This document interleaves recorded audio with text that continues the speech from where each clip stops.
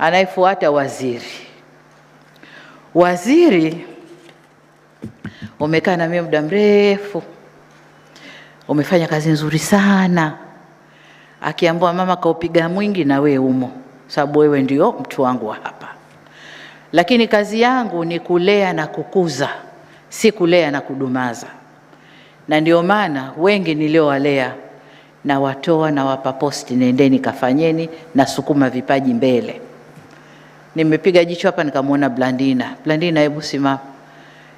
Huyu alipokuwa na mimi nikimuita my giraffe. Sasa nimempeleka tume ya mipango na ninauliza anafanya vipi, naambiwa safi.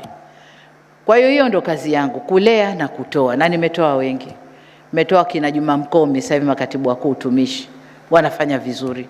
Nimetoa kina Felista, nimetoa Magoti DC, mnakisikia huko kina Nguruma.